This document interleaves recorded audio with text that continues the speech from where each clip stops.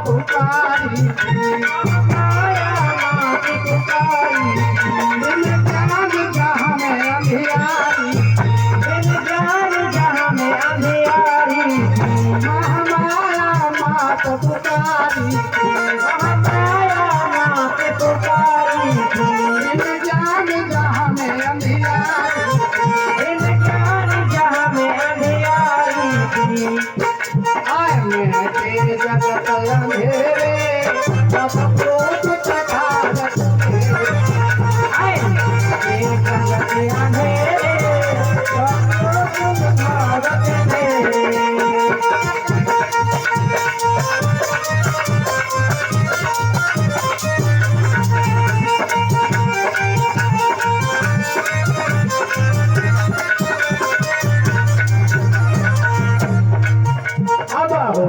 ज्ञान दिन तेरे सतमुच तथागत तेरे अब हो ज्ञान दिन तेरे सतमुच तथागत तेरे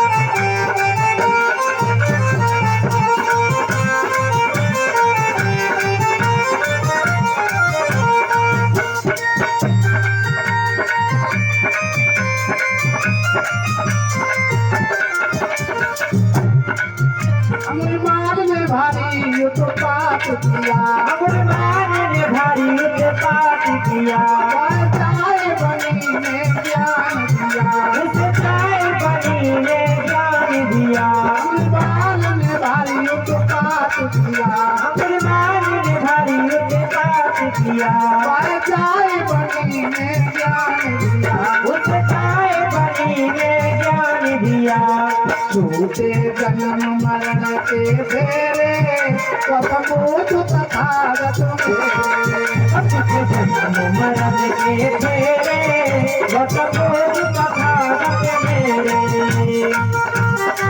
दया है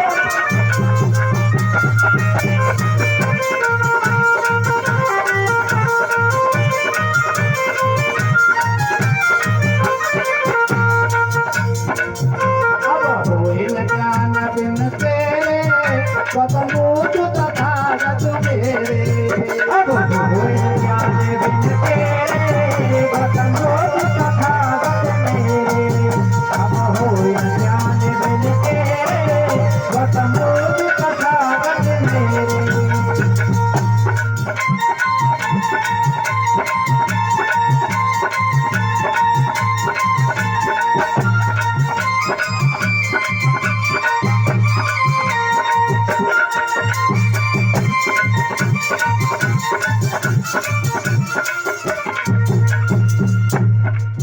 अत्याचार बहुत छाया था अत्याचार बहुत जग छाया था जीवन जीवों को सताया था जीवन जीवों को सताया था अत्याचार बहुत जग छाया था अत्याचार बहुत जग छाया था जीवन जीवों को सताया था जीवन जीवों को सताया था आए मैं कष्ट घनेरे सतमुच तथागत मेरे आए मैं कष्ट घनेरे सतमुच तथागत मेरे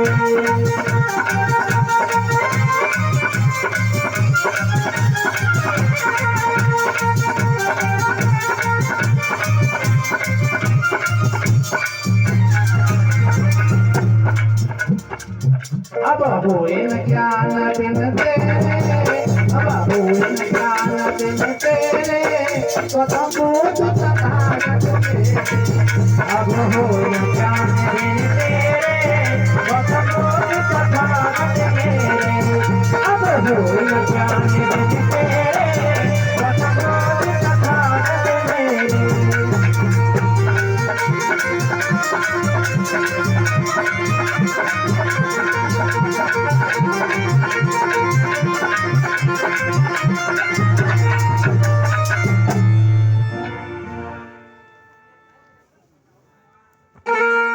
आज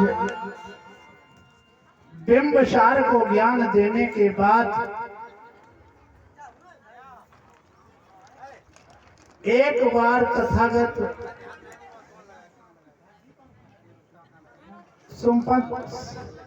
संपुत्र नगर नामक ब्राह्मण के गांव में पहुंचे। वहां कालामों ने पूछा, गांव में कुछ श्रवण ब्राह्मण अपने मतों का पथ प्रदर्शन कर रहे हैं और दूसरों का खंडन, हम कैसे जाने कि किसका कथन सत्य है और किसका कथन असत्य है? ये कैसे पता लगे? तथागत ने कहा, किसी बात को इसलिए मत मानो कि उसे तुम्हारे पूर्वजों ने कही है या किताबों में लिखी है या गुरुदेव कहते हैं, बल्कि तब मानो जब अपनी बुद्धि और विवेक की कसौटी पर कसो और जब तुम्हें अपने हित की, अपने परिवार के हित की और अपने मोहल्ला के हित की, अपने गांव के हित की लगे तो अपना लो, अन्यथा नहीं।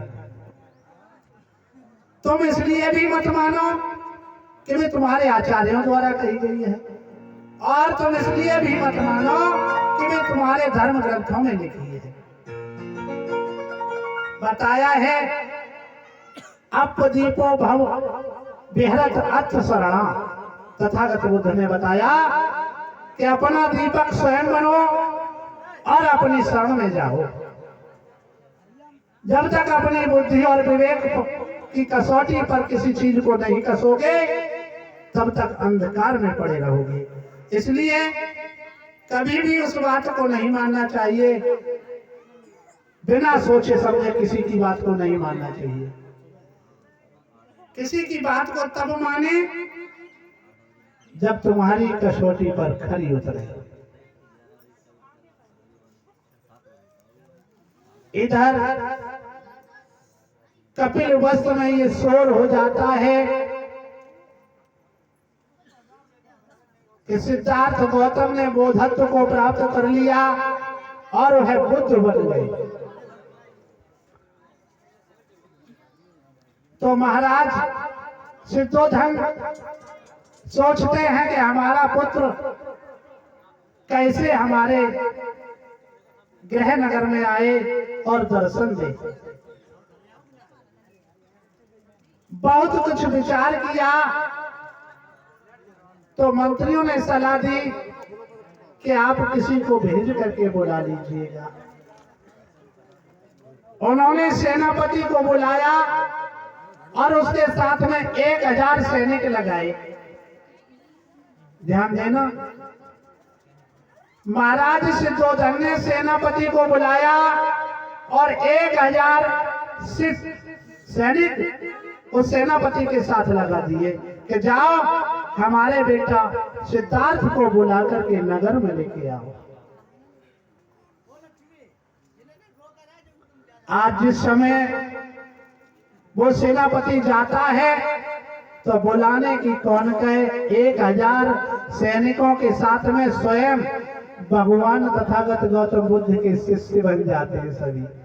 सभी मुड़ मुड़ा लेते और बनते बन जाते हैं। एक बार नहीं 10 बार सिद्धोधन ने सैनिकों को और सेनापतियों को भेजा, एक बार कोई लौट के ना हो, सब के सब भिक्षु बन गए। अब समझो 10,000 10 तो कपिल वस्तु के ही भिक्षु बन गए। बहुत लंबी पंटन हो गई उनके शिष्यों की।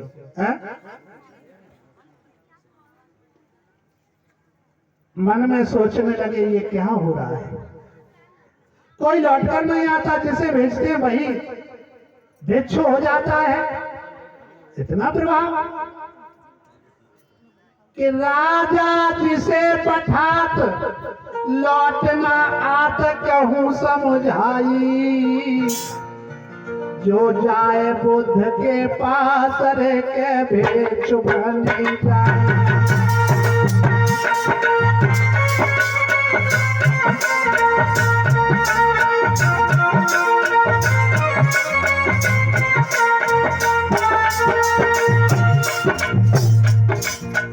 अरे भिक्षु बन जाई, भिक्षु बन जाई, भिक्षु बन जाई, भिक्षु बन जाई। राजा जाए पठात रे भिक्षु बन जाई।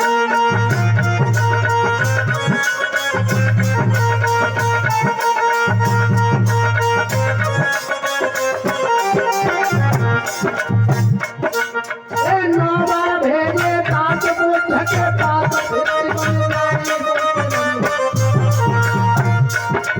भूपत गयो उदास रे करूं क्या भाई, भूपत गयो उदास रे करूं क्या भाई।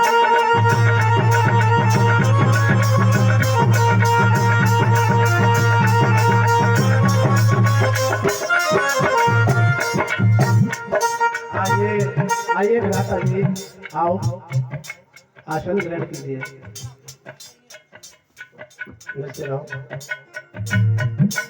अरे तब चिंता छाई मन में,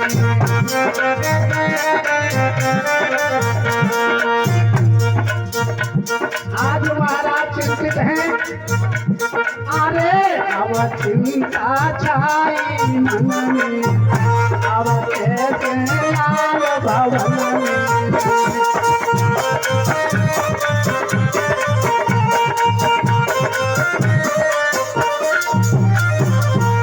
सब काल उदायो नजर में, अरे गौतम के बचपन में।